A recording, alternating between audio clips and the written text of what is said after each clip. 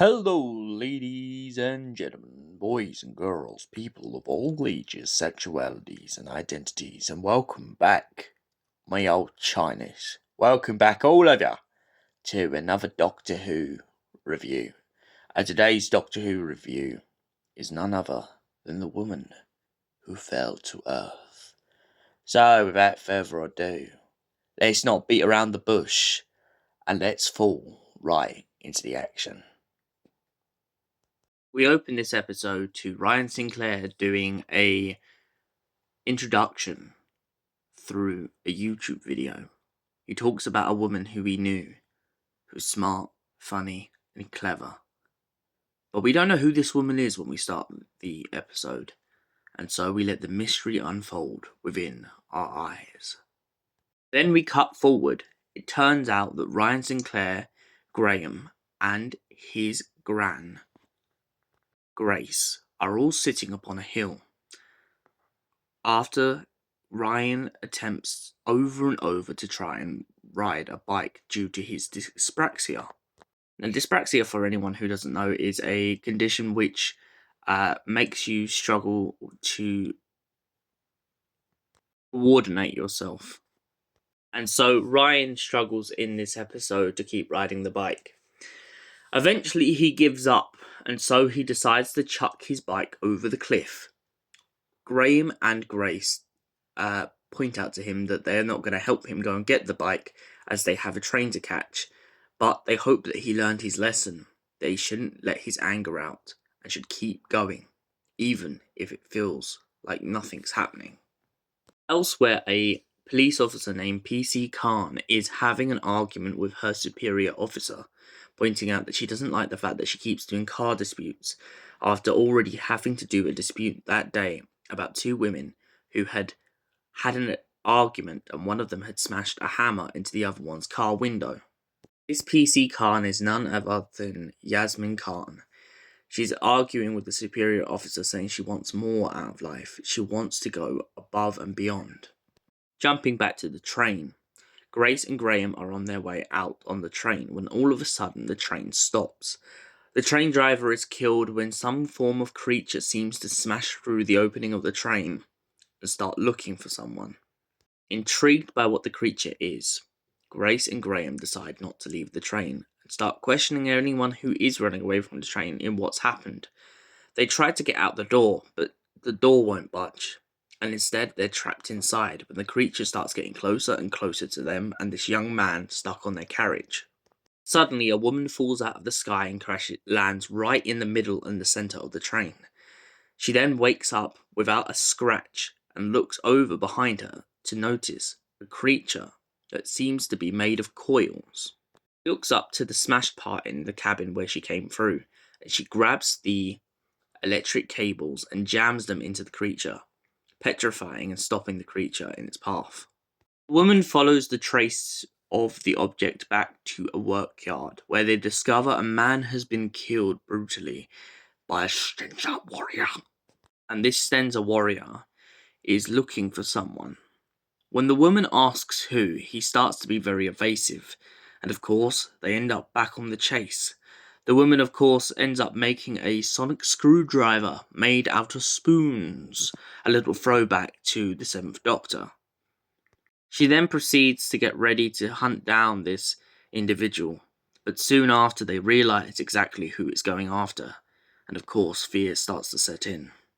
Meanwhile, as a little gag in this episode, we find a guy chucking salad at the Stenza warrior, as the Stenza warrior heads towards the construction site. Ryan goes into the forest and finds a bunch of flashing lights. He presses one of the flashing lights, and all of a sudden, a kind of cocoon appears in the forest. He doesn't know where it came from or what it is, and so he calls up PC Khan, Yasmin Khan.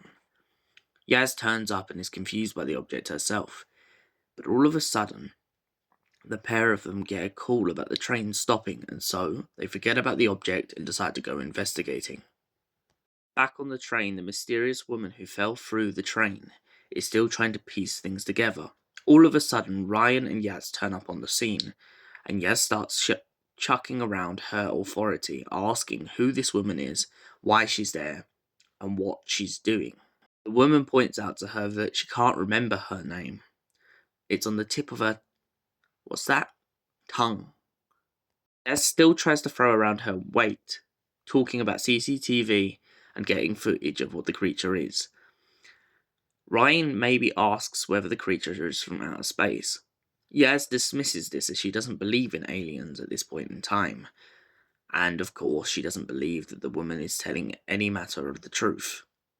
The woman points out to her the fact that, of course, it's going to be very hard for her to explain the incident to a superior officer, so they should wait at least until they've found some answers. As they all leave in the police car with Yaz, they begin to ask questions, and the woman asks whether or not there's been anything else suspicious that night.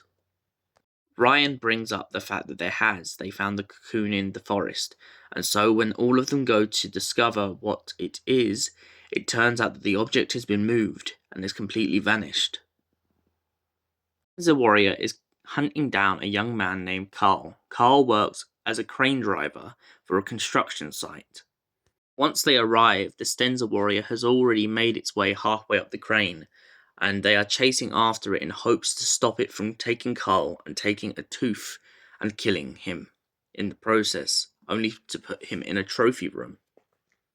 As explained previously in this episode, a Stenza warrior wears its conquests. Ryan, Graham, Yaz, and Grace do their best to stop the Stenza warrior, all teaming up, and Ryan and Yaz climb halfway up a crane. A pair of them do their best to try and swing the woman round so that she can get closer to the Stenza warrior and stop it from getting Carl. Meanwhile, Grace and Graham try to stop the coil, as the coil seems to have been reactivated and is trying to bring down the crane. The stakes are high, time is running out. What will the group do? The woman finally catches up with Carl and the Stenza warrior, jumping across and telling the Stenza warrior to let him go. The Stenza warrior comes out with, "Who are you to lecture me with such command?" And the ice finally breaks. The woman remembers exactly who she is. She is none other than the Doctor. And she's not going to let the Stenza warrior kill anyone else. Sadly for her, the irony is dawned on her.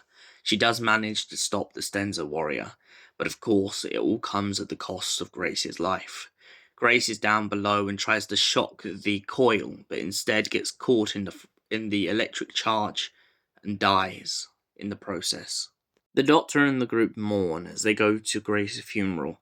Graham makes a beautiful speech about surviving cancer and Grace being his nurse, and also about the way that she kept him living. And of course, everyone in the room relates to this and gives him great respect. But after the funeral, they begin to ask questions, the group, wondering who the Doctor is, where she comes from, and most importantly, if she still has family. The Doctor points out that she's always carried her family with her. This is a little reference and a little nod to a speech the second Doctor once made about how he can bring his family back whenever he wants, right in front of his eyes. Then the Doctor points out the fact that she can't really keep walking around in her ripped clothes, even though she might have used to have been a white-haired Scotsman, which was a line in the beginning of the episode. She can't keep walking around in these tattered, ripped clothes. Ryan and Yaz take her out to go and get some new clothes, and she comes out in a long, beautiful grey coat with a rainbow top and dungarees. Did I say dungarees? I meant suspenders. She then heads off where the group meet up in this warehouse as the Doctor prepares to say goodbye to them all.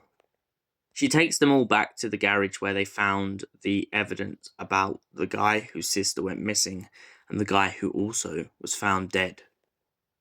Once there, they begin to hook up a bunch of generators, and the Doctor says that the machine that she has hooked up will hopefully allow her to find her TARDIS, as she can't stay on Earth because she doesn't like the idea of being stranded.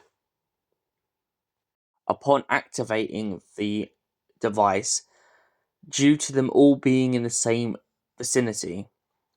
Graham, the Doctor, Yaz, and Ryan are all sucked into outer space as the machine teleports them into the vast void of space. So, that was The Woman Who Fell to Earth. What did I think of it overall?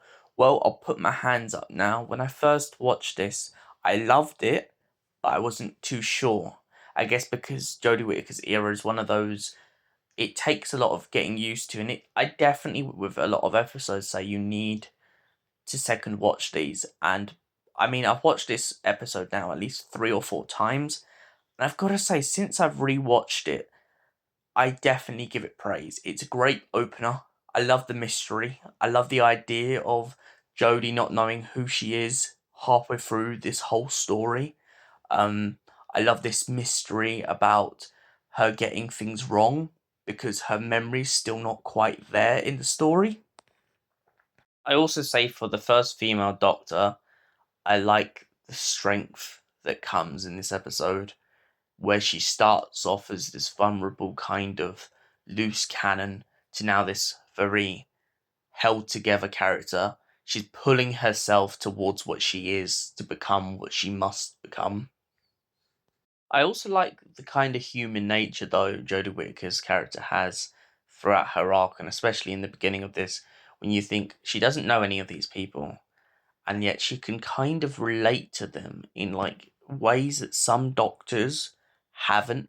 I mean, I do love the idea of the Doctor being very alien, very off this world, but I also sometimes like with characters like the 13th Doctor, the 8th Doctor, and many others where they kind of relate to the human race and kind of try to be there for them when they need them the most.